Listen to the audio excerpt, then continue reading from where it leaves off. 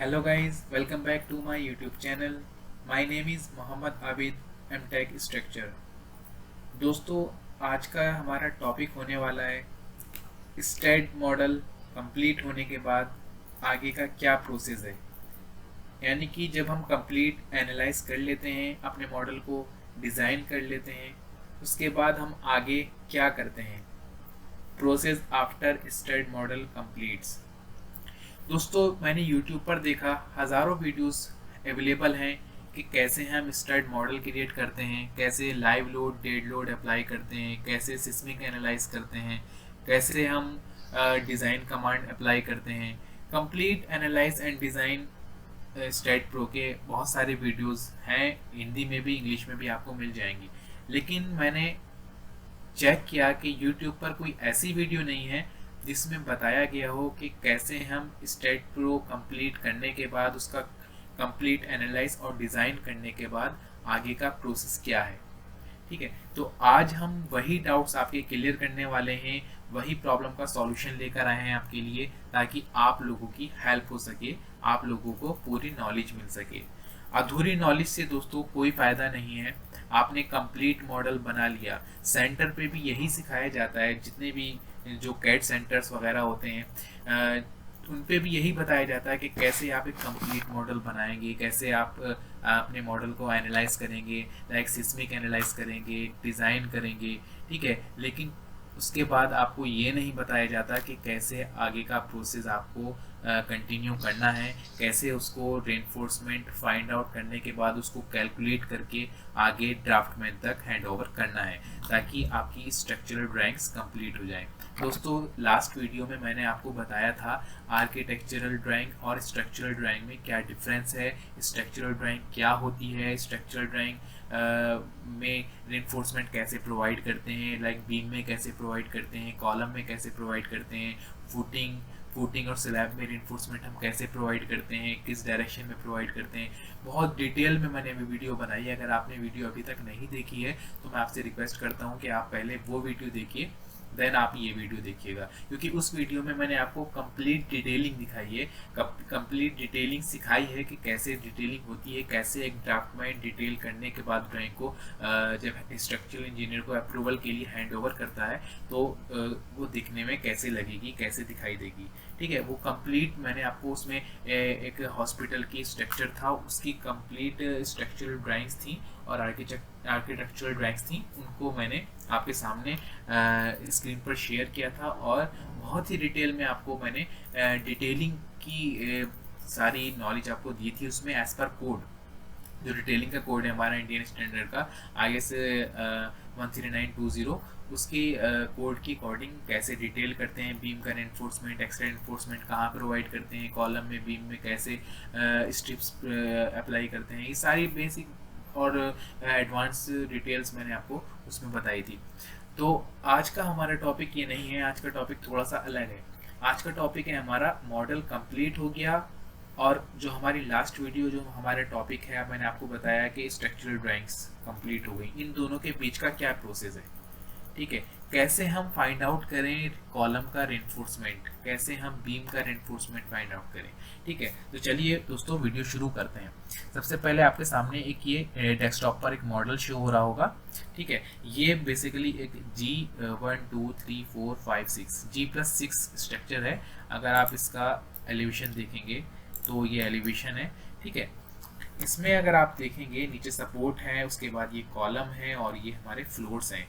Floor to floor height अगर आप देखेंगे तो इसमें फ्लोर टू फ्लोर हाइट हमने 3 मीटर लिया है यहाँ पर। ठीक है, मैं आपको समझाने के लिए कंप्लीट मॉडल लेके आया हूँ, जिससे आप इजीली समझ जाएंगे, सारे डाउट्स आपके क्लियर हो जाएंगे। ठीक है, तो सबसे पहले स्टार्ट करते हैं फाउंडेशन से। फाउंडेशन में दोस्तों हमें क्या चाहिए होता है फाउंडेशन डिज़ाइन के लिए। आप जानते हैं कि फाउंडेशन डिज़ाइन की मैं ऑलरेडी एक वीडियो बना चुका हूँ, उसमें हमें रिएक्शंस चाहिए थी।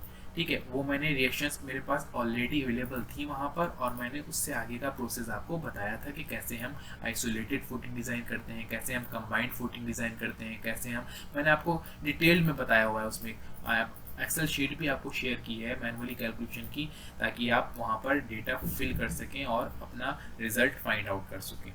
ठीक है। तो आज का टॉपिक में हम सिर्फ ये जानेंगे कि वो जो रिएक्शंस हमने वहाँ से ली थी वो रिएक्शंस हमें कहाँ से मिलती हैं, कैसे मिलती हैं। यानी कि रेनफोर्समेंट डिज़ाइन, फुटिंग डिज़ाइन तो हमारी हो जाएगी एक्सेल शीट से, वहाँ से हमें रेनफोर्समेंट मिल जाएगा, लेकिन रिएक्शंस हमें कहाँ से मिलेंगी, ठीक है, वो चीज़ हम देखते हैं।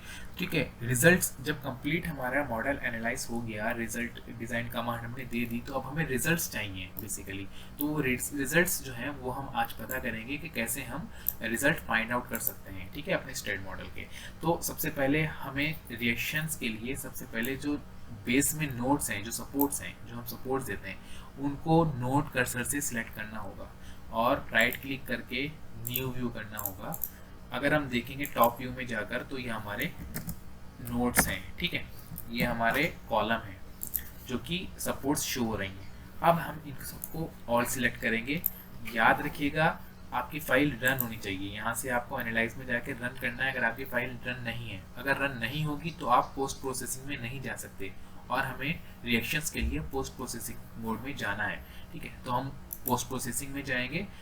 पोस्ट प्रोसेसिंग में जाने के बाद हमको रिजल्ट में जाना है। रिजल्ट में जाने के बाद थर्ड नंबर पे सपोर्ट रिएक्शंस पे क्लिक करना है। सपोर्ट रिएक्शंस पे क्लिक करने के बाद हमको लोडिंग में जाना है और जो हमारे सर्विसेबिलिटी लोड कॉम्बिनेशंस हैं, जो विदाउट फैक्टर्ड लोड कॉम्बिनेशंस हैं, दोस्तों आप जानते हैं मैंने वीडियो में बताया हुआ है कि जो फाउंडेशन डिज़ाइन होती है वो अनफैक्टर्ड लोड कॉम्बिनेशंस के लिए डिज़ाइन होती है। तो हमारे अनफैक्टर्ड लोड कॉम्बिनेशंस हम चेक करेंगे कहाँ तक हैं। हम आप देख रहे हैं 22 तक है, 23 से फिर फैक्टर्ड स्टार्ट हो गया, 1.5 प्लस 1.5 लाइव लोड, ठीक है। तो हम 22 तक ही सिलेक्ट करेंगे। कहाँ से? 10 से हमारे कॉम्बिनेशन स्टार्ट हुए हैं, 22 तक एंड हो गए। 10 से ऊपर जो है ये हमारे लोड केस हैं, earthquake X direction, earthquake Y direction, earthquake Z direction. ये जो मैं मॉडल आपके लिए लेके आया हूँ, आप देख रहे हैं यहाँ पर टाइटल दिया हुआ है G+6 डायनेमिक 1893, जो कि इंडियन स्टैंडर्ड का कोड है सिस्मिक एनालाइज का, और आगे लिखा हुआ है 2016, यानी कि अभी तक का जो लेटेस्ट कोड है 2016, बिल्कुल लेटेस्ट वाले कोड के लिए मैंने इस मॉडल को डिज़ाइन किया है। यानी कि बिल्कुल लेटेस्ट जो भी उसमें क्लोज हैं, लेटेस्ट वो सारे इसमें मैंने यूज़ किए हैं। इसीलिए मैं आपके लिए लेके आया हूँ ताकि आपको आसानी रहे। कोई ओल्ड कोड से अगर मैं लेके आता तो आपके कोई डाउट्स भी हो सकते थे, इसीलिए मैं आपको लेटेस्ट कोड पे लेके आया हूँ, ठीक है। तो ये कॉम्बिनेशन हमको यहाँ पर लेफ्ट से राइट सेक्शन में लेके आने हैं सिलेक्टेड के लिए, और ओके। अब यहाँ पर आप देखेंगे ओके का साइन है, ओके कर देना है। तो आपके सामने एक पॉपअप विंडो खुल के आ जाएगी। आपको क्या करना है, नोट पे क्लिक करना है, राइट क्लिक करके कॉपी कर लेने हैं सारे रिएक्शंस, और आपको एक एक्सेल फाइल ओपन कर लेनी है, ठीक है। एक्सेल आपको अपना ओपन कर लेना है। एक्सेल में आपको इनको सिंपली पेस्ट कर देना है, पेस्ट कर देना है।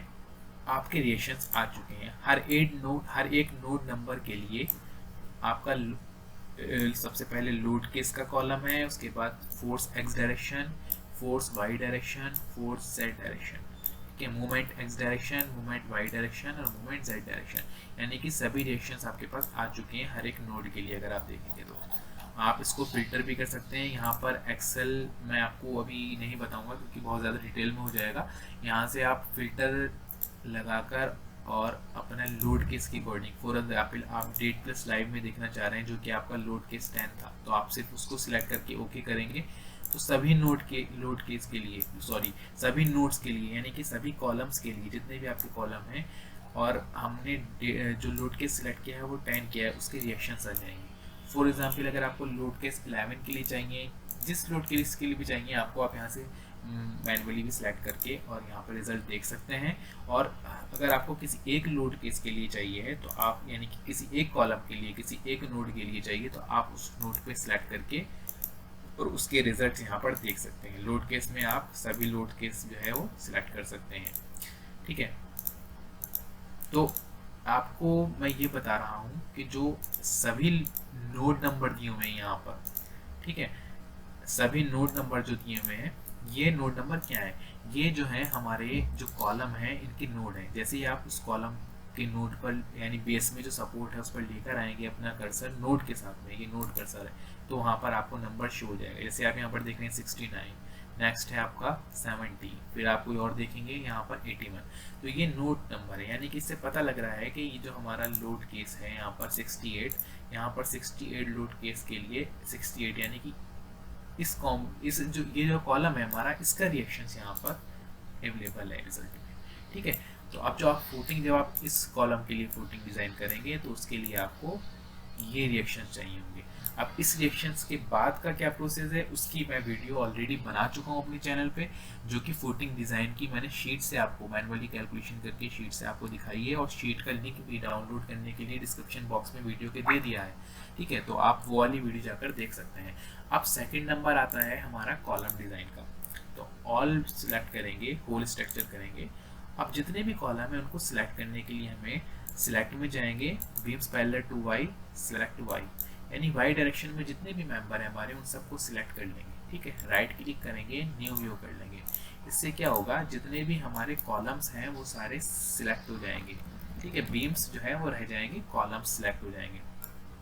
अब आप देखेंगे कि सामने डॉट डॉट डॉट डॉट बहुत सारे शो हो रहे हैं हमारे कॉलम्स पे। उनको अगर आपको क्लोज करना है तो शिफ्ट के से, और शिफ्ट के से ही वो ओपन होंगे।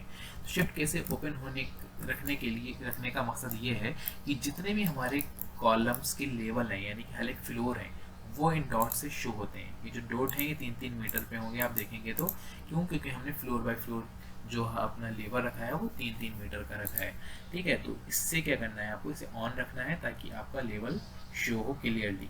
अब आपको क्या करना है, जैसे ही ये आप प्लान में जाएंगे, आपको सिंपली एक पेपर पर, जो भी आपका नोटबुक है उस पर आपको सेम डॉट डॉट डॉट बना लेने हैं। जैसे यहाँ पर फर्स्ट लाइन में 3 डॉट, फिर थोड़ा सा स्पेस छोड़ के फिर 3 डॉट, फिर एक आइडिया से जैसे कि हमारा प्लान है सेम इसी तरह आपको डॉट डॉट डॉट बना लेने हैं अपने नोटबुक में। ठीक है, उसके बाद आपको क्या करना है, आपको एक तरफ से स्टार्ट होना है, किसी एक कॉर्नर से आपको स्टार्ट होना है। फॉर एग्जांपल हम यहाँ से स्टार्ट होते हैं। ठीक है, यहाँ से स्टार्ट होंगे तो अब हमने इसे थोड़ा सा आइसोमेट्रिक व्यू में जाके, और जो ये अप डाउन वाला बटन होता है उससे प्रेस करेंगे तो थोड़ा ये हमें क्लियर होगा मॉडल। अब हम क्या करेंगे, फर्स्ट कॉलम मैं आपको 1-2 कॉलम से करके बता दूंगा, बाकी आप कर लेंगे। ठीक है, अब इस कॉलम को बेस से स्टार्ट करेंगे, डिज़ाइन चेक करना है, डबल क्लिक करेंगे। डबल जैसे ही क्लिक करेंगे यहाँ पर एक पॉपअप विंडो खुल जाएगी, और उसके बाद एक ऑप्शन मिल जाएगा यहाँ पर कंक्रीट डिज़ाइन का। कंक्रीट डिज़ाइन पे जाएंगे, ये हमारे डिज़ाइन कमांड का रिजल्ट है। ठीक है, यहाँ पर कोड दिखा रहा है IS 456 के लिए हमने डिज़ाइन करा है। ठीक है, यहाँ पर क्रिटिकल लोड केस भी दिखा रहा है जो कि 35 है। यहाँ से चेक भी कर सकते हैं कि 35 लोड केस हमारा कौन सा है। ठीक है, और उसके अलावा बहुत सारी चीज़ें यहाँ पर आपको मिल जाएंगी। जो इसमें फोर्सेस हैं वो आपको यहाँ पर मिल जाएंगे, मूवमेंट आपको यहाँ पर मिल जाएगा, किस फोर्स किस मूवमेंट के लिए ये डिज़ाइन कर रहा है। ठीक है, यहाँ पर FI हमने क्या लिया है, FC के क्या लिया है, ये डिटेल्स हमने आपको, जब मैंने आपको G+4 कंप्लीट वीडियो आपको बनाकर दिखाई है और उसका कंप्लीट एनालाइज और डिज़ाइन दिखाया है, उसमें सब बताया है कि कैसे हम डिज़ाइन कमांड लगाते हैं, कैसे ग्रेड लाइक रेनफोर्समेंट की और कंक्रीट की कैसे हम अप्लाई असाइन करते हैं। ठीक है, तो ये सब डिटेल्स मैंने आपको बताया। हमारा जो आज का टॉपिक है उससे रिलेटेड सिर्फ ये ऑप्शन है 2, एक AST रिक्वायर्ड mm², यानी AS रिक्वायर्ड mm², और सेकंड है AS परसेंटेज, यानी कि जो AS यानी कि रेनफोर्समेंट की परसेंटेज है हमारी इस कॉलम के इस लेवल पे सिर्फ वो आ रही है 2%। ठीक है, और जो रेनफोर्समेंट है वो है 35 सेंटीमीटर स्क्वायर, क्योंकि ये वैल्यू mm में लिखी हुई है इसीलिए 3505 दिया हुआ है। तो हम अगर सेंटीमीटर स्क्वायर में देखेंगे, mm² से सेंटीमीटर स्क्वायर में कन्वर्ट करेंगे, क्योंकि हम जो ड्राफ्टमेंट से वर्क कराते हैं, जो स्ट्रक्चरल ड्राइंग में जाता है वो सेंटीमीटर स्क्वायर में ही कन्वर्ट होकर जाता है, mm² में नहीं जाता। तो हम यहाँ पर 35 सेंटीमीटर स्क्वायर यहाँ पर इसे पढ़ेंगे। ठीक है, लास्ट के 2 डिजिट छोड़ देंगे। ठीक है, तो हमारा रेनफोर्समेंट यहाँ पर इस लेवल पर है 35 सेंटीमीटर स्क्वायर। अगर हम नेक्स्ट लेवल देखेंगे तो उसमें हमारा है 34 सेंटीमीटर स्क्वायर, फिर नेक्स्ट देखेंगे तो 24 सेंटीमीटर स्क्वायर, फिर नेक्स्ट देखेंगे तो 11 सेंटीमीटर स्क्वायर। कभी कभी दोस्तों क्या होता है कि ये डिजिट जो है ना बहुत ज़्यादा हो जाते हैं, यानी कि 11 सेंटीमीटर स्क्वायर की जगह 110 सेंटीमीटर स्क्वायर भी हो सकता था। तो ये डिजिट जो है आगे पहुँच जाते हैं जो हमें दिखाई नहीं देता। हमको क्या करना है, कंप्लीट रीड करने के लिए स्टार्टिंग में माउस कर्सर क्लिक करना है और उससे आगे स्क्रॉल करना है राइट साइड में, तो जितने भी नंबर्स होंगे हमको सब दिखाई दे जाएंगे। ठीक है, तो ये एक बहुत बड़ी मिस्टेक हो जाती है कभी कभी, इसलिए मैंने आपको बता दिया। तो हर एक लेवल का रेनफोर्समेंट AST हमको यहाँ पर मिल जाएगा और उसकी परसेंटेज भी मिल जाएगी। जो कॉलम का रेनफोर्समेंट होता है दोस्तों वो मिनिमम 0.8% हम प्रोवाइड करते हैं, यानी कि 0.8% तो हमको प्रोवाइड करना ही है मिनिमम। ठीक है, क्रॉस सेक्शनल एरिया का, जो उसका क्रॉस सेक्शनल एरिया है हमारा 0.6 और 0.3, यानी कि 300 mm बाई 600 mm का। और मैक्सिमम जो है वो हम 5% तक कर देते हैं, 4 to 5% तक प्रोवाइड कर देते हैं अगर वो एकोमोडेट हो रहा है तो। ठीक है, तो हर एक फ्लोर का हम यहाँ पर रेनफोर्समेंट चेक कर सकते हैं। ठीक है, आप देख रहे हैं कि ये नीचे से ऊपर तक जैसे ही हम चले तो रेनफोर्समेंट कम होता गया। बहुत से केस में क्या होता है कि टॉप में मैक्सिमम रेनफोर्समेंट आता है अर्थक्वेक की वजह से, तो हमको टॉप में जो भी मैक्सिमम रेनफोर्समेंट हमको यहाँ पर मिल रहा है, हमें तो बॉटम में मैक्सिमम मिल रहा है यहाँ पर 35 और ऊपर तो कहीं आ नहीं रहा है। ठीक है, यानी कि 35 सेंटीमीटर स्क्वायर हम कहाँ तक प्रोवाइड करेंगे, जहाँ तक है। ठीक है, फॉर एग्जांपल 3 लेवल तक हमको 30, यहाँ 2 लेवल तक 35 आया है। ठीक है, 34 है, 34.5 है तो 35 ले लिया हमने। तो हम 2 लेवल तक 35 सेंटीमीटर स्क्वायर प्रोवाइड करेंगे। फिर ऊपर जब चलेंगे तो हम थोड़ा रेनफोर्समेंट कम कर देंगे, क्यों? क्योंकि रेनफोर्समेंट आ गया है यहाँ पर 24।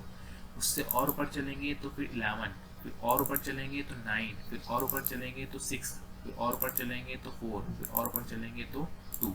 आप यहाँ पर देख सकते हैं परसेंटेज भी कम होती जा रही है, 0.5% है सिर्फ टॉप में। तो जैसे जैसे हमारा रेनफोर्समेंट कम होता जा रहा है वैसे वैसे हमको रेनफोर्समेंट के बार्स, नंबर ऑफ बार तो सेम रखेंगे। फॉर एग्जांपल नीचे से 10 अगर नंबर ऑफ बार चल रहे हैं, ऐसे कि आप इस डायग्राम से समझ सकते हैं, 3 बार यहाँ है, 3 बार ये है, 3 और 3 6 और 2 ये हैं, 8 हो गए। 8 नंबर ऑफ बार अगर हमारे नीचे से चल रहे हैं तो टॉप तक 8 ही जाएंगे। लेकिन हमको किसी लेवल पर अगर ऊपर के लेवल्स पे कम चाहिए तो हमको वहाँ से 50% बार्स को हम कट कर सकते हैं वहाँ पर, यानी कि 50% बार कट करके, फॉर एग्जांपल अगर हमने बार का डाया 25 mm डाया रखा है, 25 mm डाया हम यूज़ कर रहे हैं, तो हम ऊपर 50% कम करके, यानी कि ये 8 में से 4 बार को हम कट करके और 25 mm डाया की जगह 20 mm डाया या 16 mm डाया यूज़ कर सकते हैं, जितना कि हमारी ज़रूरत पूरी हो जाए इतना डाया हम यूज़ कर सकते हैं। यानी कि नीचे से 25 चल रहा था तो हम आधे ऊपर जाके जहाँ पर हमारा रेनफोर्समेंट कम चाहिए हमें, वहाँ पर हम 50% 25 mm डाया के ही बार्स रखेंगे जो नीचे से आ रहे हैं, और 50% को हम कट करके वहाँ पर 16 mm या 12 mm यूज़ कर सकते हैं। ठीक है, टॉप क्यों? क्योंकि हमको ऊपर रेनफोर्समेंट कम चाहिए, हमको कॉस्ट सेव करनी है, क्योंकि जितनी जहाँ पर ज़रूरत है हम उतना ही प्रोवाइड करेंगे। ऐसा नहीं कि नीचे ज़्यादा है तो हम ऊपर तक ही उतना ही, ऊपर तक भी ज़्यादा ही लेके जाएंगे, नहीं, जितनी जहाँ जिस लेवल पे ज़रूरत है। हाँ, मैंने आपको बताया कि अगर टॉप में मैक्सिमम आ रहा है तो हमको नीचे से ऊपर तक सेम लेके जाना होगा, जो टॉप में मैक्सिमम है वही रेशियो में नीचे से लेके जाना होगा ऊपर तक। ठीक है, तो ये चीज़ आपको समझनी है कि यहाँ पर जितना रेनफोर्समेंट आ रहा है 25 सेंटीमीटर स्क्वायर फॉर एग्जांपल आ रहा है, यहाँ पर अगर हम बॉटम में देखेंगे 34 या 35 सेंटीमीटर स्क्वायर हमारा रेनफोर्समेंट आ रहा है, तो अब इन्होंने कितने बार यूज़ किए हैं अब हम चेक करेंगे। ठीक है, इन्होंने 1 2 3 4 5 6 7 8 9 10 11 12 नंबर ऑफ बार यूज़ किए हैं। अब आप जानते हैं कि अगर हम 12 mm डाया का बार यूज़ करेंगे तो उसका क्रॉस सेक्शनल एरिया कितना होता है, 1 सेंटीमीटर स्क्वायर। अगर हम 16 mm डाया यूज़ करेंगे रेनफोर्समेंट का तो उसका एरिया कितना होता है, 2 mm स्क्वायर। ठीक है, 2 सेंटीमीटर स्क्वायर। और अगर हम 20 mm डाया बार यूज़ करेंगे तो उसका क्रॉस सेक्शनल एरिया कितना होता है, 3 सेंटीमीटर स्क्वायर। और अगर हम 25 mm डाया बार यूज़ करेंगे तो उसका क्रॉस सेक्शनल एरिया कितना होता है, इसका क्रॉस सेक्शनल एरिया होता है 4.91 सेंटीमीटर स्क्वायर। ठीक है, ये सारे एरिया मैंने आपको सेंटीमीटर स्क्वायर में बताया, क्योंकि हम यहाँ से रिजल्ट जो है वो सेंटीमीटर स्क्वायर में ही चेक करते हैं। ठीक है, ये चीज़ आपको इसकी टेबल जो है 12 mm डाया का बार कितना होता है, 16 mm डाया का क्रॉस सेक्शनल एरिया कितना होता है, इसका टेबल आपको इंटरनेट पर गूगल पर अवेलेबल है, मिल जाएगा। ठीक है, तो अब आपको क्या करना है, आपका टोटल जो रेनफोर्समेंट है उसमें से आप अपने पहले नंबर ऑफ बार लगाएंगे। पहले आप देखेंगे 300 mm बाई 600 mm है। फॉर एग्जांपल आपके 300 mm बाई 600 mm आपका क्रॉस सेक्शनल एरिया है, तो 300 mm में हम कोशिश करते हैं कि 3 ही बार दें, या 4 से ज़्यादा हम 300 mm में नहीं देंगे। अगर 400 mm है तो 400 mm में 4 देंगे, या 4 से या 1 बढ़ा सकते हैं कि 5 कर सकते हैं, 5 से ज़्यादा नहीं देंगे। इसी तरह 600 mm है तो हम इस साइड बढ़ा सकते हैं। यहाँ पर ये सिर्फ 3 रिजल्ट दे रहा है। हम जो डिटेलिंग करते हैं एज पर कोड उसमें क्या है, हम 6 की जगह 7 दे सकते हैं, लेकिन 7 से ज़्यादा इसलिए नहीं देते हैं दोस्तों क्योंकि बाद में कंक्रीटिंग करने में प्रॉब्लम आती है। जब वाइब्रेटर चलता है कंक्रीटिंग के लिए तो वो अंदर नहीं जा पाता स्पेसिंग कम होने की वजह से, इसलिए हम जितना mm हमारा दिया होता है मोटा मोटा मैं आपको बता रहा हूँ, उससे 101 डाया जो है वो एक नंबर ऑफ बार बढ़ा सकते हैं। यानी 600 mm में 6 की जगह 7 नंबर ऑफ बार यहाँ पर ले सकते हैं। यानी इस साइड में 7 बार आ सकती थी और इस साइड में 7 बार आ सकती थी, 14 हो गया, और यहाँ पर 3 और 3। ठीक है, यानी कि 14, 15, 16 नंबर ऑफ बार यहाँ पर आ जाती। 6 और 6 कितना हुआ, 12, 13 और फिर 14। ठीक है, 14 नंबर ऑफ बार हमारी इस कॉलम में आ गई। अब हमें रेनफोर्समेंट चाहिए कितना, 35 सेंटीमीटर स्क्वायर मैंने आपको बताया था। ठीक है, 35 सेंटीमीटर स्क्वायर रेनफोर्समेंट चाहिए। मैं आपको कंफ्यूजन ना हो इसलिए मैं आपको यहाँ पर बता रहा हूँ, यहीं पे बताता हूँ। ठीक है, 35 सेंटीमीटर स्क्वायर रेनफोर्समेंट चाहिए और नंबर ऑफ बार हमारी 14 है, तो हम कैसे कंप्लीट करेंगे। अब आप देखेंगे, हम देखेंगे कि बार कौन सी यूज़ करनी है हमें। सबसे पहले साइट पे पता करेंगे कौन सी अवेलेबल है। अगर हमें साइट पे पता नहीं करना है तो हम अपने आप भी दे सकते हैं। 14 इंटू 2 करेंगे तो कितना हुआ, 28। ठीक है, 14 इंटू 2 यानी कि अगर 16 mm बार यूज़ कर रहे हैं हम, ठीक है, और नंबर ऑफ बार है हमारी 14, तो 16 mm बार का जो एरिया होता है मैंने आपको बताया 2 सेंटीमीटर स्क्वायर होता है। तो 2 को अगर जो 2 आया है हमारा 2 सेंटीमीटर स्क्वायर 1 का होता है। अगर हम यूज़ कर रहे हैं कितनी, 14, तो 14 इंटू 2 करेंगे क्योंकि 1 का होता है। 14 इंटू 2 करेंगे तो कितना हुआ, 28, और हमें चाहिए 35। अभी पूरा नहीं हुआ, कम नहीं दे सकते, थोड़ा ज़्यादा ही दे सकते हैं लेकिन कम नहीं देंगे। 40 इंटू 3 करेंगे अगर तो कितना हुआ, 48। ठीक है, तो यहाँ पर हम देख लेते हैं, आपके सामने क्लियर कर लेते हैं। 14 इंटू 3, ठीक है, इक्वल टू यहाँ पे लगाएंगे पहले, तो सॉरी 42। ठीक है, तो 14 इंटू 3 करेंगे अगर हमारा तो 42 कंप्लीट हो रहा है और हमें चाहिए कितना, 35। तो हम दोस्तों ज़्यादा दे सकते हैं लेकिन कम नहीं दे सकते। मैं आपको अभी सिर्फ मोटा मोटा बता रहा हूँ कि कैसे डिटेलिंग करते हैं हम लोग, कैसे कैलकुलेशन करते हैं। स्टेट प्रो के बाद हमें आगे का प्रोसेस क्या है, कैसे हम रेनफोर्समेंट स्टेट प्रो से जो उसके रिजल्ट्स हैं वहाँ से लेके डिटेलिंग करते हैं। ठीक है, तो आप जो है 16 mm डाया बार यूज़ नहीं कर सकते, आप 20 mm डाया बार यूज़ करेंगे अपने कॉलम में, और नंबर ऑफ बार आपके 14 है तो आप 14 नंबर ऑफ बार यूज़ करेंगे। ठीक है, 14 नंबर ऑफ बार यूज़ करेंगे आप, और कितने mm डाया के, 20 mm डाया के, तो आपका रेनफोर्समेंट हो जाएगा 42। ठीक है, और चाहिए हमको 35। हम ऐसा भी कर सकते हैं, अगर हमें और थोड़ा कम करना है यानी कि 35 के अराउंड करना है तो हम 3 और यानी कि हमें 14 डाया यूज़ कर 14 नंबर ऑफ बार यूज़ कर रहे हैं, तो हम उसमें से 4 नंबर ऑफ बार का डाया थोड़ा कम कर दें, यानी कि 20 यूज़ ना करके हम 16 या 12 mm कर दें। तो फिर अगर हम कैलकुलेट करेंगे तो हमारा जो रिज़ल्ट निकल कर आएगा तो वो इस रिज़ल्ट से थोड़ा ज़्यादा होना चाहिए, ना बहुत ज़्यादा होना चाहिए, और कम तो हो ही नहीं सकता। कम तो हम दे ही नहीं सकते रिजल्ट, क्यों, क्योंकि हमने जो एनालाइज किया है वो एनालाइज करना ही बेकार हो गया। ठीक है, तो दोस्तों मैंने कॉलम में आपको थोड़ा टाइम इसलिए ज़्यादा दिया ताकि आपको बिल्कुल क्लियर हो जाए। ठीक है, हाँ, अगर यहाँ 600 है तो 600 में 6 बार हमें यूज़ करनी ही है, उससे कम भी नहीं कर सकते। क्योंकि उसकी अगर आप कोड पढ़ेंगे डिटेलिंग का IS 13920, उसमें डिटेलिंग में दिया हुआ है कि हम मिनिमम स्पेसिंग कितनी रखेंगे, मैक्सिमम स्पेसिंग कितनी रखनी है। तो मिनिमम स्पेसिंग की भी लिमिट है कि आप इससे कम नहीं रख सकते, इसलिए 600 में आपको 6 रखनी है, 500 में 5 रखनी है, यानी कि इससे कम नहीं रख सकते, ज़्यादा आप एक बढ़ा सकते हैं। ठीक है, तो यहाँ से रेनफोर्समेंट हर एक कॉलम का, अब आप किसी भी कॉलम का चेक करेंगे यहाँ पर आपको मिल जाएगा, किसी भी कॉलम का बॉटम में चेक करेंगे तो वो भी आपको यहाँ पर मिल जाएगा। हर एक कॉलम का अलग फोर्सेस होंगे, इसलिए आपको हर एक कॉलम के अलग जो है रेनफोर्समेंट देखने को मिलेगा। अब आप उसकी कैटेगरी वाइज कॉलम की जो आपने कॉपी में नोट किया था, वहाँ पर जो पॉइंट बनाए थे सेम प्लान के अकॉर्डिंग, अब आपको उन्हें कैटेगराइज करना है, C1 C2 C3 C4 C5 C6।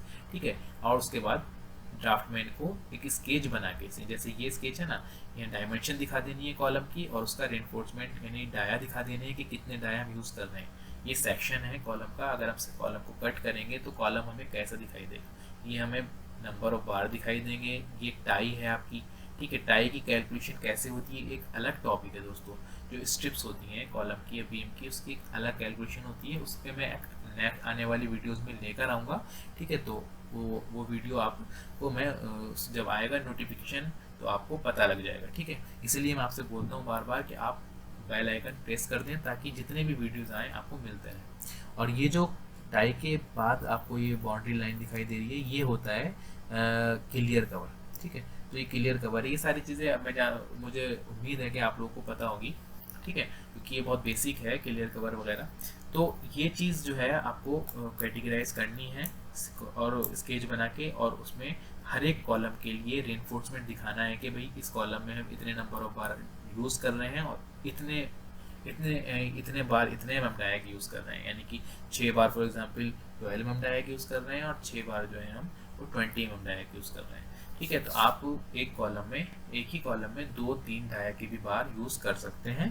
ठीक है, बस आपको क्या करना है, जो हमारा रिजल्ट है, जो हमारा मैक्सिमम रेनफोर्समेंट हमको स्टेट प्रो दे रहा है, ठीक है, यहाँ पर फॉर एग्जांपल 18.7 है तो 19 कर लेते हैं, 19 सेंटीमीटर स्क्वायर, उससे कम नहीं होना चाहिए आपका प्रोवाइडेड, रिक्वायर्ड से प्रोवाइडेड कम नहीं होना चाहिए, हर केस में हमेशा ज़्यादा ही होगा। ठीक है, तो आपको बस स्केच बना के और कैटेगराइज करके देना। इसी तरह फूटिंग में भी आपको फूटिंग की number F1 F2 F3 F4 आपको कैटेगराइज करके और उसका बेसिक स्केच बना के आपको और वो उसमें देना है। और जो मैंने आपको वीडियो बताई हुई है फूटिंग की, उसमें मैंने आपको बताया है रेनफोर्समेंट के एक्स डायरेक्शन का रेनफोर्समेंट कैसे क्या होता है, वाई डायरेक्शन का रेनफोर्समेंट क्या होता है, कैसे फूटिंग में रेनफोर्समेंट प्रोवाइड होता है।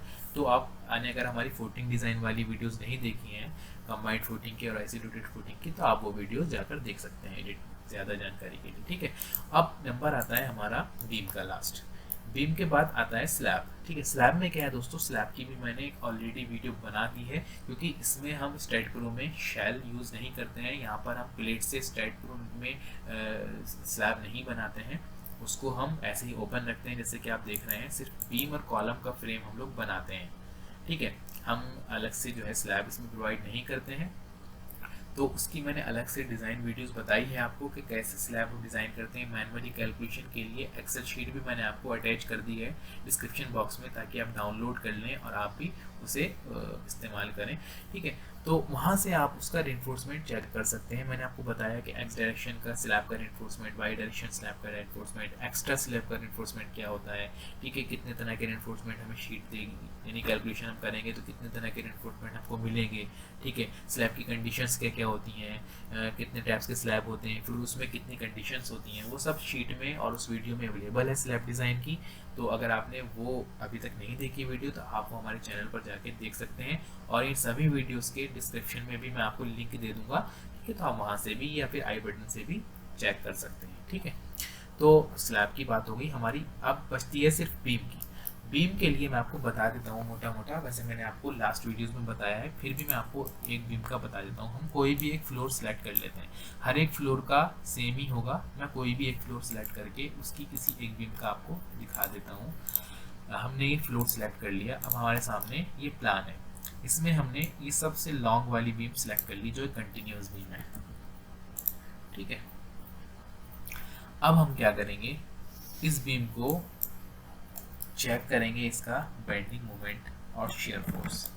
ठीक है, आप चाहें तो यहाँ से भी डबल क्लिक करके भी रिजल्ट में चेक कर सकते हैं रेनफोर्समेंट, लेकिन जनरली हम लोग यहाँ से भी देख लेते हैं और आप आउटपुट फाइल में भी चेक कर सकते हैं रेनफोर्समेंट, वहाँ से भी देख सकते हैं और आप मैनुअली भी कैलकुलेट कर सकते हैं, जिससे जो कि हमें बेंडिंग मोमेंट और शेयर फोर्स के थ्रू कैलकुलेट करना होता है।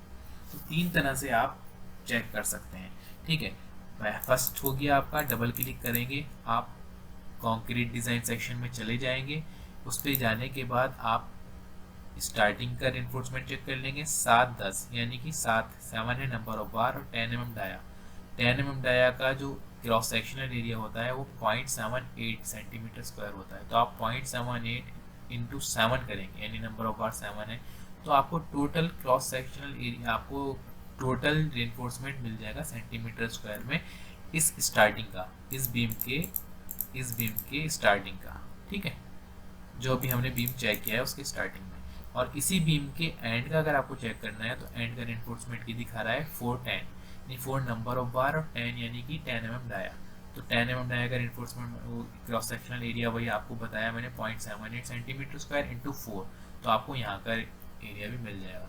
आपको ये रेनफोर्समेंट जैसे जो इसमें डिटेलिंग दी हुई है ये नहीं करनी है, क्योंकि स्टेट प्रो अपनी अकॉर्डिंग देता है, हम जो डिटेलिंग करते हैं वो अपने स्टैंडर्ड पे करते हैं, यानी इंडिया में किस तरह से साइट पर काम होता है, ठीक है, और कोड हमसे क्या बोलता है, हम उसके अकॉर्डिंग जो है यहाँ पर डिटेलिंग करते हैं। ठीक है, तो आपको यहाँ से सिर्फ टोटल रेनफोर्समेंट देखना है कि इस एंड पे क्या है और यहाँ एंड पे क्या है, स्टार्टिंग में क्या है और एंड पे क्या है। क्योंकि ये सिंपली सपोर्टेड बीम है, तो मैंने आपको बताया हुआ है कि सिंपली सपोर्टेड के केस में टॉप में स्टार्टिंग और एंड में प्रोवाइड करना होता है रेनफोर्समेंट, और बॉटम में सेंटर पे करना होता है। जैसे कि आप देख रहे हैं बॉटम में इस बीम में सेंटर पे दिया हुआ है, ये बीम का एक एलिवेशन है, और आप साथ में देखेंगे स्टेप्स भी थोड़ी डिटेल यहाँ पर दी हुई है। 4-8 यानी कि 8 mm डाया और 200 सेंटर टू सेंटर, यानी कि 200 mm की स्पेसिंग पे।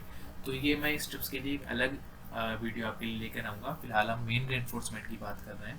ठीक है, तो आपको सिंपली सपोर्टेड केस में एक जैसे ही आप किसी भी बीम पे क्लिक करेंगे आपको सामने एक एलिवेशन आ जाएगा बीम का कंप्लीट, और नीचे छोटे छोटे सेक्शन भी आ जाएंगे कि कैसे हम रेनफोर्समेंट अरेंजमेंट कर रहे हैं। ठीक है, तो जनरली हम लोग इस रिजल्ट से वर्क नहीं करते हैं, यहाँ से हम सिर्फ इतना कर लेते हैं कि हम बीम का जो रेनफोर्समेंट है स्टार्टिंग और एंड का, और रेनफोर्समेंट आपने नोटबुक में नोट कर सकते हैं कि इस बीम नंबर का नाम लिखकर सब बीम का आप देखेंगे। इस बीम पे कर्सर लेकर आएंगे बीम नंबर शो हो जाएगा, फिर सेकंड बीम पे कर्सर लाएंगे नोट शो हो जाएगा, और आप शिफ्ट बी पर भी प्रेस करेंगे तो भी नोट आप बीम नंबर शो कर सकते हैं। शिफ्ट बी से इसी से जाएगा और इसी से शिफ्ट बी से आ जाएगा। तो आप हर एक बीम के लिए पहले आपको हर एक फ्लोर के लिए इसी तरह डिटेलिंग करानी होगी अपने ड्राफ्टमैन से, वो सिर्फ बीम एलिवेशन बना देगा, आपको फिर रेनफोर्समेंट देना होगा। अब वो कैसे देंगे वो स्टेट प्रो के रिजल्ट से देखेंगे तभी आप दे पाएंगे।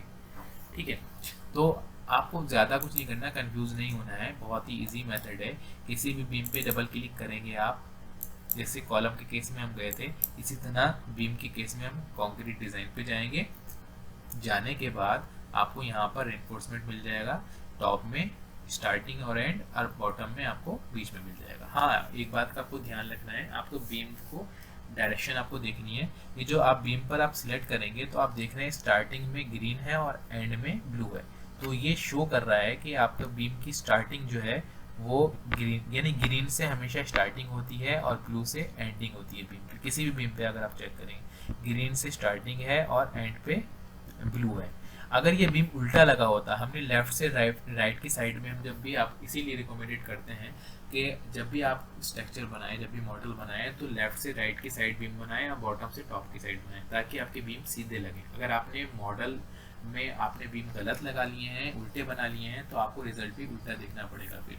तो इसीलिए आपको एक बार ये भी चेक करना है कर्सर लाके, या फिर शिफ्ट ई पे आप प्रेस करेंगे तो आपको सभी बीम की डायरेक्शन शो हो जाएगी कि मेरे सभी बीम सीधे लगे हुए हैं। ठीक है, अगर आप उल्टा कोई बीम लगा हुआ है, यानी कि फॉर एग्जांपल इस बीम में आपका ब्लू कलर यहाँ पर है और ग्रीन कलर यहाँ पर है, तो आप उसके रिजल्ट्स भी उल्टे पड़ेंगे, यानी कि स्टार्टिंग आपकी ये हो जाएगी और एंड आपका ये हो जाएगा, और ये सेम रेनफोर्समेंट रहेगा। ठीक है, शिफ्ट इसे हटा देते हैं।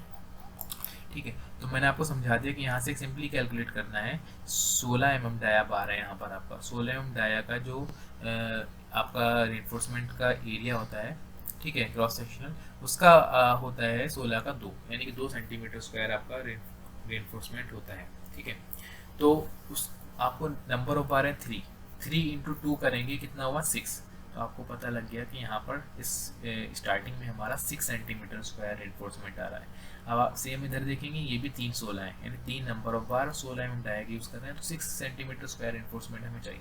तो इतना हम प्रोवाइड भी कर सकते हैं, क्योंकि अगर हम डबल क्लिक करके यहाँ पर प्रॉपर्टी में देखेंगे तो 300 बाई 600 का हमारा बीम है। ठीक है, तो 300 mm में हम 3 बार यूज़ कर ही सकते हैं टॉप में। हाँ ठीक है, और 300 mm बॉटम में कर 3 बार बॉटम में यूज़ कर देंगे। ठीक है, तो टॉप का और बॉटम का ये अलग अलग रेनफोर्समेंट देता है, ये टॉप का है और ये बॉटम का है। बॉटम में हमें बीच में मैक्सिमम आता है, इसलिए बीच में दिया हुआ है। टॉप में टॉप जो कॉर्नर्स हैं उसमें मैक्सिमम आता है, इसलिए टॉप में कॉर्नर्स पे दिया हुआ है। ठीक है, और जो हम एक्स्ट्रा रेनफोर्समेंट प्रोवाइड करते हैं वो मैंने अपनी बीम डिज़ाइन की शीट में, आप जो मैंने बीम डिज़ाइन की वीडियो बनाई थी उसमें आपको डिटेलिंग बताया हुआ है कि कैसे हम एक्स्ट्रा रेनफोर्समेंट प्रोवाइड करते हैं। और जो लास्ट में आर्किटेक्चर या स्ट्रक्चरल इंजीनियर वाली ड्राइंग बनाई है, वो ड्राइंग के लिए वीडियो बनाई है आप लोगों के लिए, उसमें भी मैंने आपको डिटेल में बताया है। आप वो वीडियो ज़रूर देखिएगा, उससे आपकी बहुत हेल्प होगी कि कैसे हम डिटेलिंग करते हैं, कैसे एक्स्ट्रा रेनफोर्समेंट प्रोवाइड करते हैं, कहाँ पर कितना एक्स्ट्रा प्रोवाइड करते हैं। तो अगर हमारा मेन रेनफोर्समेंट से रेनफोर्समेंट पूरा नहीं हो रहा होता है तो हम एक्स्ट्रा प्रोवाइड करते हैं। ठीक है, तो मैंने आपको बताया सभी के, मैंने आपको सभी 12 mm dia, 16 mm dia, 20 mm dia और 25 mm डाया का आपको एरिया बताया कि कितना होता है। ठीक है, उस एरिया का आपको माइनस करना होता है जो हमें रिजल्ट दिया होता है, यानी कि जो प्रोवाइडेड रेनफोर्समेंट है उससे ज़्यादा होना चाहिए हमारा जो रिक्वायर्ड रेनफोर्समेंट है, जो स्टेट प्रो ने दिया है रिक्वायर्ड है, उससे ज़्यादा होना चाहिए प्रोवाइडेड रेनफोर्समेंट, उससे कम नहीं कर सकते। यहाँ पर 6 सेंटीमीटर अगर आ रहा है, 3 दूनी 6, यानी 6 सेंटीमीटर स्क्वायर है, तो हम 7 सेंटीमीटर स्क्वायर या 8 सेंटीमीटर स्क्वायर तो दे सकते हैं, 4 सेंटीमीटर स्क्वायर नहीं दे सकते यहाँ पर। ठीक है, तो दोस्तों वीडियो लेंथी हो जाएगी, उसके लिए माफ़ी चाहता हूँ। मेरी ज़्यादातर वीडियोस लेंथी हो जाती हैं क्योंकि मैं बहुत ज़्यादा डिटेल में समझाता हूँ, क्योंकि कोई बंदा अगर आया है यूट्यूब पर पढ़ने के लिए तो उसे पूरी नॉलेज मिले, अधूरा ज्ञान ना मिले, ऐसा ना हो कि उसे किसी दूसरी वीडियो पे जाना पड़े। इसलिए मैं चाहता हूँ कि कोई नहीं, वीडियो आप एक बार देखिए, ध्यान से देखिए, तो आपको समझ आ जाएगी, पूरी नॉलेज हो जाएगी, तो फिर आपको कोई प्रॉब्लम नहीं होगी। क्योंकि जो बंदा वीडियो देखने आ रहा है तो वो समझने के लिए या सीखने के लिए ही आ रहा है। ठीक है, तो आप लोग डिमोटिवेट ना हुआ करें कि इतनी लेंथी वीडियो है। दोस्तों वीडियो देखिए, ताकि डिटेल में देखेंगे तो आपको डिटेल में नॉलेज होगी, जिससे कि आपको आगे ऑफिस में अगर आप ज्वाइन करने वाले हैं किसी कंपनी को, या कोई इंटरव्यू है आपका, या आपका कोई थीसिस है, तो आप उसमें आपको पूरी हेल्प मिलेगी। फिर भी आपको समझ ना आए, कोई डाउट्स रहा करें, तो आप हमसे कमेंट बॉक्स में भी हमसे सवाल पूछ सकते हैं, और हमारे टेलीग्राम जो ग्रुप पे चैनल है वो आप हमसे जुड़ सकते हैं। वहाँ पर लिंक मैं डिस्क्रिप्शन में दे देता हूँ आपको, वहाँ से आप हमसे सवाल पूछ सकते हैं। ठीक है दोस्तों, तो एक बात ये बीम की हमारी क्लियर होगी। सेकंड कंडीशन मैंने आपको क्या बताई, आप बीम पे जैसे ही लाएंगे कर्सर तो आपको 1275 बीम नंबर चेक कर लिया। हर एक बीम नंबर के लिए शिफ्ट बी से भी आप चेक कर सकते हैं, शिफ्ट और बी प्रेस करेंगे तो आपको बीम नंबर शो हो जाएंगे। फॉर एग्जाम्पल इस बीम का रेनफोर्समेंट चेक करना है आपको, एक तरीका तो मैंने आपको, एक मेथड तो आपको बता दिया, तो सेकंड मेथड में आपको बता रहा हूँ। बीम नंबर आपने देखा 1277, आउटपुट फाइल में आप चले गए, आपकी फाइल रन होगी तभी आप आउटपुट फाइल में जा सकते हो, तभी आप रिजल्ट चेक कर सकते हो। मैं आपको बार बार बता रहा हूँ। ठीक है, तो आप अगर देखेंगे यहाँ पर आउटपुट फाइल आपको मिल गई, आप यहाँ पर सर्च ऑप्शन में जाएंगे, जो ये बना हुआ है टेलीस्कोप, यहाँ पर आप पेस्ट कर देंगे आपके बीम का नाम। ठीक है, सॉरी, बीम का नाम एक बार कॉपी कर लेते हैं पहले, या देख लेते हैं क्या है, क्योंकि 1277। ठीक है, आप आउटपुट फाइल में 1277 सर्च करेंगे। आपको फर्स्ट पे मैच होल वर्ड्स पे सिलेक्ट कर लेना है, मैच केस पे सिलेक्ट कर लेना है, और यहाँ पर डाउन ही रहने देना है, और यहाँ पर सिलेक्ट क्लिक करने के बाद 3 स्पेस देने हैं और कैपिटल में डी लिखना है, और फाइंड नेक्स्ट पे करना है।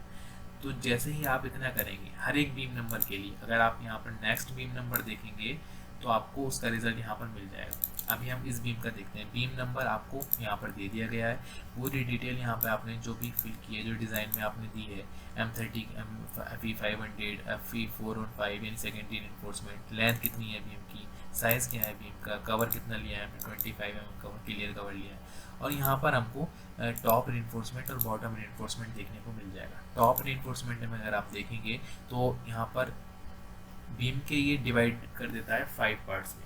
किसी हर एक बीम को 5 पार्ट्स में डिवाइड कर देगा, चाहे वो 1 मीटर से कम है या 1 मीटर से ज़्यादा है। ठीक है, आपको क्या करना है, सिर्फ 3 ही रिजल्ट देखने हैं।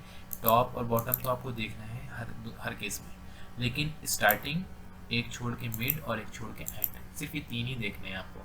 ठीक है, स्टार्टिंग में, मिड में और एंड में, ये आपको छोड़ देने, क्योंकि ये इससे आप कंफ्यूज हो जाएंगे। हमें जो टॉप में रिइंफोर्समेंट की ज़रूरत पड़ेगी वो स्टार्टिंग और एंड की टॉप में पड़ेगी, और बॉटम की मैक्सिमम वो पड़ेगी बीच में। तो आपको सिर्फ यही रिइंफोर्समेंट देखने। आपको किसी भी रिइंफोर्समेंट, किसी भी बीम के रिइंफोर्समेंट की डिटेल चाहिए तो आप बीम नंबर यहाँ से चेक करें, शिफ्ट बी से आप बीम ओपन कर सकते हैं। ठीक है, ये कर्सर लाएंगे बीम पे तो भी आप चेक कर सकते हैं। फॉर एग्जांपल 1395, एक बीम की आपको और चेक कर देता हूँ। 1395 आपने बीम नंबर डाला, आपने 3 स्पेस दिए, 1 2 3, 3 स्पेस देने के बाद आपने कैपिटल में डी लिखा। ठीक है, ये दोनों पे आपको चेक कर रखना है स्टार्टिंग के, और यहाँ पर डाउन रखना है।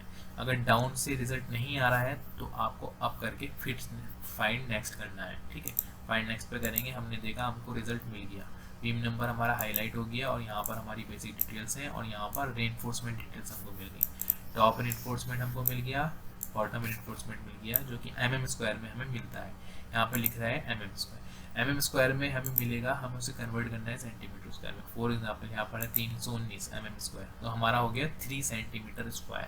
यानी कि 2 डिजिट हम इसको, दो लास्ट के 2 जो डिजिट हैं उनको नहीं पढ़ेंगे, सिर्फ फर्स्ट वाला पढ़ेंगे। ठीक है, तो इसी तरह सभी बीम का आप देख रहे हैं, ये बीम के रिजल्ट्स हैं। इसी तरह यहाँ पर आपको कॉलम के रिजल्ट्स भी मिल जाएंगे। सेम प्रोसेस है, आप कॉलम पे कर्सर लाएंगे, कॉलम नंबर चेक करेंगे, शिफ्ट बी से ही कॉलम के नंबर शो होते हैं, जैसे कि शिफ्ट बी से बीम के शो हो रहे हैं। आप यहाँ पर सर्च करेंगे तो कॉलम का रिजल्ट भी आपको यहाँ पर रेनफोर्समेंट देखने को मिल जाएगा, जो कि ऊपर कॉलम का भी दिया हुआ है। मैं आपको दिखा देता हूँ, ये भी बीम का ही चल रहा है हमारा। बीम कॉलम की आई थिंक कमांड हमने इसमें डिज़ाइन कमांड में नहीं दी है फिलहाल, आउटपुट फाइल के लिए, तो इसलिए यहाँ पर रिजल्ट शो नहीं हो रहा है। आपके केस में आप देंगे तो यहाँ पर कॉलम का रिजल्ट भी आपको शो हो जाएगा। तो जो कॉलम का इजी यहीं से होता है, आप डबल क्लिक करके कॉलम का चेक कर सकते हैं, जैसे मैंने आपको बताया पीछे वीडियो में। ठीक है, बीम के मैंने आपको 2 मेथड बता दिए। फर्स्ट मेथड आप यहाँ से डबल क्लिक करके चेक कर सकते हैं। सेकंड मेथड आप बीम का नंबर आउटपुट फाइल में सर्च करके भी रिजल्ट चेक कर सकते हैं किसी भी बीम का। ठीक है, हाँ दोस्तों, ये देखिए कॉलम नंबर ये शो हो रहा है यहाँ पर। अगर आप देखेंगे तो ये कॉलम नंबर शो हो रहे हैं हमारे। ठीक है, आप सर्च करके यहाँ पर चेक कर सकते हैं रिक्वायर्ड स्टील एरिया कितना है आपका, वो mm² में ही आपको देगा। तो आपको रीड करना है 820 mm², यानी कि 8 सेंटीमीटर²। इसी तरह कॉन्क्रीट एरिया भी देता है, उसका हमें अभी फिलहाल ज़रूरत नहीं होती है, वो क्वांटिटी के लिए ज़रूरत होती है। हमें सिर्फ स्टील चाहिए होता है हर एक कॉलम का। अब कॉलम नंबर 236 यानी 236 का अगर हम रिजल्ट देखेंगे तो स्टील एरिया दिया हुआ है यहाँ पर 8.6 mm²। ठीक है, सभी का यहाँ पर कॉलम नंबर का आप चेक करेंगे तो स्टील एरिया अवेलेबल है। अब आप अपने अकॉर्डिंग कैलकुलेट करके, अपने अकॉर्डिंग बार्स को एडजस्ट करके, ठीक है, साइज़ के अकॉर्डिंग बार्स एडजस्ट करेंगे, फिर आप डायस जो है ज़ूम करेंगे, और उससे फिर आप जो भी आपका रिक्वायर्ड है उससे जो प्रोवाइड करेंगे वो थोड़ा ज़्यादा होना चाहिए। ठीक है, तो आपको 2 मेथड बता दिए। थर्ड मेथड जो है दोस्तों वो है बेंडिंग मोमेंट और शेयर फोर्स से, कि कैसे हम बेंडिंग मोमेंट और शेयर फोर्स से बीम डिज़ाइन करते हैं। तो इसकी एक कंप्लीट वीडियो मैंने आपको सेम टॉपिक की आपको बना के दी हुई है अपने चैनल पर। तो दोस्तों बस मैं आपको मोटा मोटा दिखा देता हूँ कि कैसे हम पोस्ट प्रोसेसिंग में जाके रिजल्ट में जाएंगे और न्यू व्यू पे क्लिक करेंगे और बीम रिजल्ट पे क्लिक करेंगे, और बेंडिंग के लिए हम एंड मैक्सिमम मिड, और शेयर के लिए भी एंड मैक्सिमम मिड पे चेक कर देंगे और एनोटेट कर देंगे, ओके कर देंगे, जिससे कि हमें बेंडिंग मोमेंट और शेयर फोर्स की वैल्यूज़ और डायग्राम मिल जाएंगे। इस पर क्लिक करेंगे तो MZ यानी कि मूवमेंट, हमें मूवमेंट डायग्राम मिल जाएगा। और आपको दिखा देता हूँ, ये हमें मूवमेंट डायग्राम हमारा दिखाई देगी आपको। ठीक है, और साथ में ये वैल्यूज़ भी हैं उसकी। और जब आप इस पर क्लिक करेंगे तो ये हट जाएगा। अब आपको शेयर फोर्स चेक करना है तो आपको F5 पे क्लिक करना है। फिर आपको, अगर आपको डायग्राम नहीं शो होता है तो आपको कंट्रोल पे प्रेस करके माउस का जो आगे का कर्सर है उसे स्क्रॉल करना है, तो आपको ये शेयर फोर्स जो है शो हो जाएगा। ठीक है, तो ये शेयर फोर्स की वैल्यूज़ भी शो हो जाएंगी और डायग्राम भी आपको शो हो जाएगा। ठीक है, तो आप यहाँ से चेक कर सकते हैं अपने बेंडिंग मोमेंट और शेयर फोर्स। और वीडियो मैंने आपको बना के दे दी है कंप्लीट दोस्तों, जिसमें मैंने आपको यहीं से स्टार्ट कराया है कि bending moment shear force check कैसे करते हैं और कैसे बेंडिंग मोमेंट और शेयर फोर्स से रेनफोर्समेंट प्रोवाइड करते हैं अपने रिजल्ट के लिए। ठीक है, तो जो हमारा रिजल्ट हमें मिल रहा है, जो रेनफोर्समेंट हमको मिल रहा है, उसकी डिटेलिंग, जैसे आपने फुटिंग की डिटेलिंग, आपने कॉलम की डिटेलिंग, लाइक आपने बीम की डिटेलिंग, आपने स्लैब की डिटेलिंग करानी है अपने ड्राफ्टमैन से। आप स्ट्रक्चरल इंजीनियर हैं, आपको डिटेलिंग करानी है अपने ऑफिस में, या अगर आप फ्रीलांसर वर्क कर रहे हैं तो आपको एक ड्राफ्टमैन हायर करना पड़ेगा। ठीक है, या ऑफिस में तो ड्राफ्टमैन अवेलेबल होता ही है। ठीक है, तो आपको क्या करना है, क्योंकि ड्राफ्टमैन बहुत फास्ट ड्राइंग बनाता है, ऑटोकैड पे काम करता है, आपको सिर्फ अपने रिजल्ट्स दे देने हैं स्केचेस बना के और इस तरह समझा के कि ड्राफ्टमैन समझ जाए आपकी बात। ठीक है, या फिर आपको ड्राफ्टमैन के पास में बैठ के ड्राफ्टिंग करानी होगी, जिससे आपका भी टाइम वेस्ट होगा और उसका भी। अगर थोड़ा एक्सपीरियंस ड्राफ्टमैन है तो आपको थोड़ा सा समझाने की ज़रूरत है, और स्केचेस बना के आप क्लियर स्केचेस बना के देंगे तो ड्राफ्टमैन की समझ में आ जाएगा और वो फटाफट आपको ड्राइंग बना के दे देगा। फिर आप ड्राइंग को चेक करके आप अप्रूव करके क्लाइंट को मेल कर सकते हैं। तो यही प्रोसेस होता है दोस्तों। स्टेट प्रो कंप्लीट करने के बाद आगे का क्या प्रोसेस है, वही मैंने उसी टॉपिक पे आपको वीडियो बनाई थी। तो आज की वीडियो में दोस्तों इतना ही, मिलते हैं एक और नई वीडियो के साथ। दोस्तों अगर आपको वीडियोस पसंद आती है और वीडियो से आपकी हेल्प होती है तो वीडियो को प्लीज़ लाइक ज़रूर किया करें, और अपने फ्रेंड सर्कल में या फिर जो भी स्ट्रक्चरल इंजीनियर्स आपकी कांटेक्ट में हैं या स्टूडेंट्स हैं, सिविल इंजीनियर्स हैं, ठीक है, उन तक आप हमारी वीडियोस ज़रूर शेयर करें ताकि उनकी भी हेल्प हो सके। और दोस्तों हमारे चैनल को सब्सक्राइब करना ना भूलें और बेल आइकन पर भी प्रेस ज़रूर करें ताकि आने वाली सभी वीडियोस के नोटिफिकेशन आप तक पहुंचते रहें। मिलते हैं एक और नई वीडियो के साथ, तब तक के लिए